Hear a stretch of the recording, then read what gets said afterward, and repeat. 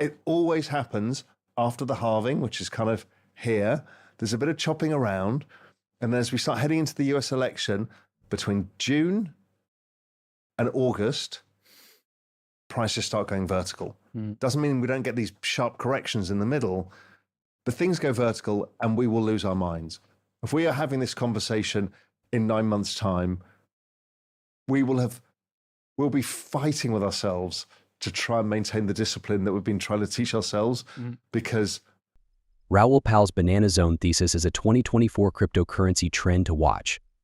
As central banks continue quantitative easing and money printing to save their economies from doom, the Actual Vision founder and CEO anticipates a crypto bull market with skyrocketing prices. Pal expects this phase to start weeks away. Pal expects crypto asset prices will rise so fast it will be hard to keep up. After reaching the banana zone, the crypto market size will quadruple from $2.2 trillion to $105 trillion by 2025. Recently, Raoul Pal mentioned the banana zone. Global liquidity and cryptocurrency market tweets on X. Pal argues the business cycle expands. Peak contraction and trough phases are caused by global liquidity cycles. Pal says central banks reset interest rates to zero after the great financial crisis, commencing a new cycle of interest payments every 3 to 4 years. This reset created an excellent macro cycle that aligned with the US election cycle, boosting economic activity and aligning with Bitcoin's 4-year herring cycle, as he tweeted. Pal said liquidity nearly repeats the business cycle. Rising currency debasement to service debt rollovers loses any anchor in a debt cycle, lowering the denominator fiat currency and rising asset values. Pal found that central bank policies, macroeconomic cycles, and cryptocurrency markets are linked. Asset prices rise when liquidity grows to limit debt and devalues fiat money. Cryptocurrency markets expand quickly due to global liquidity and economic policy cyclical trend. Pal's interaction with When Shift Happens podcast presenter Kevin Fear is shown in this video. Like, subscribe, and enable post notifications for more videos like this. Your support helps YouTube's algorithm and channel growth. macro investor, and we were looking at Q4 2023. And we're like, pre-election cycle years, liquidity, everything means that generally things should go bananas in Q4. So we wrote an article and we said, we called it the banana zone because things go bananas. Cut to, I don't know, by about March, June, March, April, maybe March, we had started applying it to say, okay, that was the banana zone for that quarter, but we've got the actual banana zone, which is when liquidity drives everything crazy. And then you start seeing those wonderful charts of Bitcoin. Each cycle, they kind of do this, and then they do this. Yeah. It happens to be that.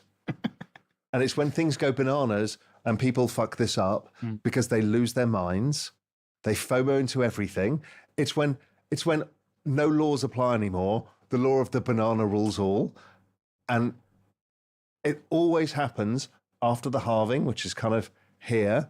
There's a bit of chopping around.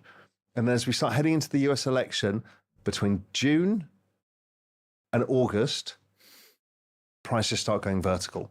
Doesn't mean we don't get these sharp corrections in the middle, but things go vertical and we will lose our minds. If we are having this conversation in 9 months' time, we'll be fighting with ourselves to try and maintain the discipline that we've been trying to teach ourselves because the banana zone will be happening.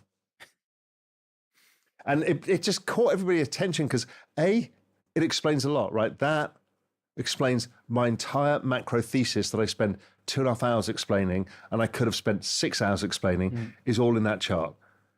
It is also, he says, phallically, everybody's hopes and dreams. And it's about to happen. I fucking hope so, because I will never be allowed on the internet again. During the discussion, Pal talks about 2 memes that he made famous to teach and inform investors about the huge opportunities in the cryptocurrency industry and how to make the most of them. The first is his "don't this up" joke. Pal thinks that the crypto market cap will rise from $2.35 trillion to $10 to $15 trillion next year and to $50 to $100 trillion by 2030. This is how much this industry can grow. Because of this, Pal says that using leverage or focusing too much on your degen bags will cause you to lose your coin and miss out on the opportunities the industry offers. In a tweet, he says it all remember that you shouldn't use leverage or FOMO. Instead, keep your top 3 to 5 assets in your own account or in a multi-sig wallet and only trade a small dender bag with less than 10% of your total assets. Trade over a longer period of time and remove any noise to get ready for 35% pullbacks. Pal also talks about his banana zone theory, which according to one of his most recent tweets, is slowly coming together but should be fully formed by the autumn. Here are some more clips from the chat. Flip around on this. I see the value.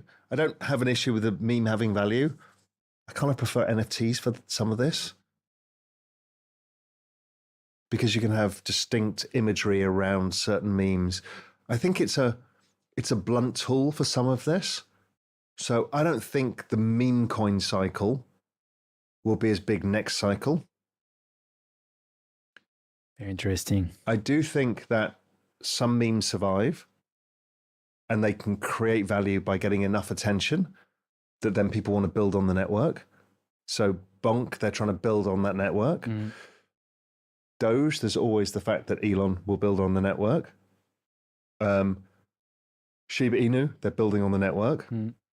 So if you value a network by the number of active users, this is how I broke it down to create Metcalfe's law to understand how to value crypto protocols or tokens. Number of active users, value transacted. So you can have some tokens like Solana, lots of small transactions, but a lot of them. So the total value is high. Or Bitcoin, much less transactions, larger in volume. That and active, that's all you need to know in this space. That's what adoption looks like. Memes only have one side. So if retail leaves, it goes to 0. If retail stays, it maintains value. Doge, retail stayed. If you build on it, you have a potential chance of using that attention and moving it into something of more value. That's how I think about it. Now, you're right when you talk about social tokens. This is the experimentation in how to create tokenized economies. Those will absolutely wildly outperform everything. Why? Because they're further out the risk curve. That was punks last time. There was a bunch of those that did stupid returns on top of ETH's returns, don't forget.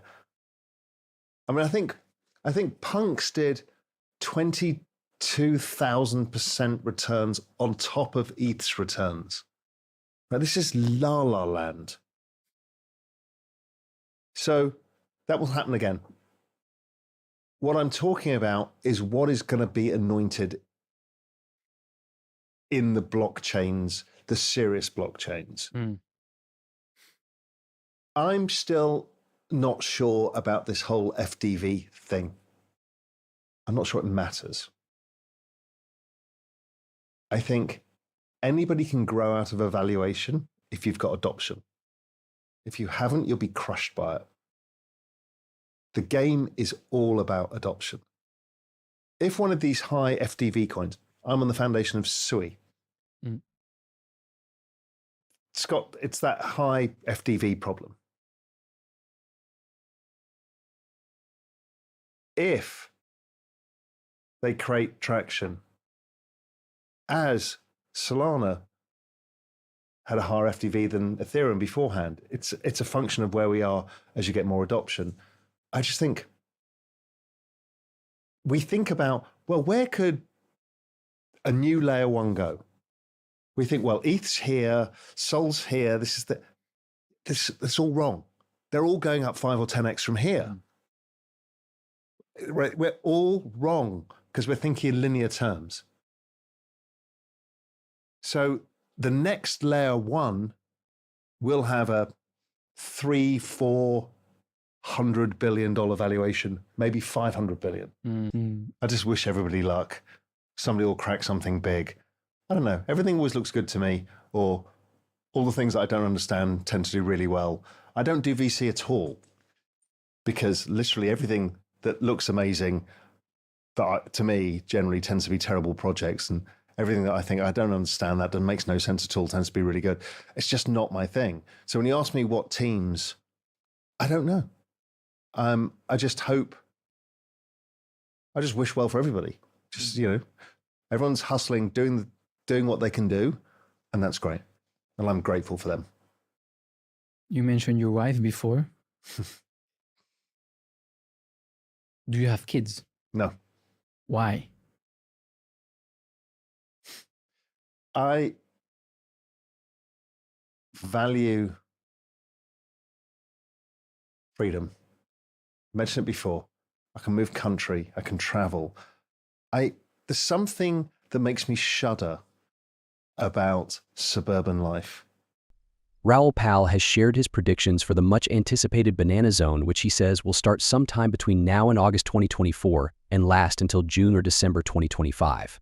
During this time, Pal expects both the prices and use of crypto assets to skyrocket.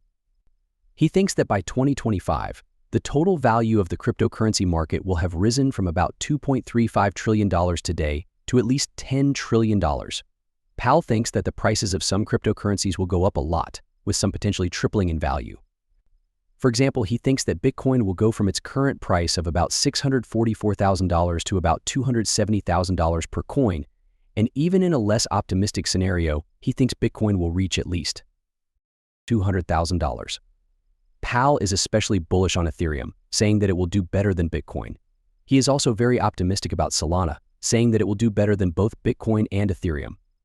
These predictions point to a time of rapid growth and big price increases across the cryptocurrency market during the banana zone. In 2024 and 2025, crypto tech stocks and macro will do well, according to Raoul Pal. What do you think? What do you think, and what do you think will happen with your favorite cryptocurrencies? If you want to see more videos like this, make sure you like this one, subscribe to the channel, and turn on post alerts. Thanks for looking.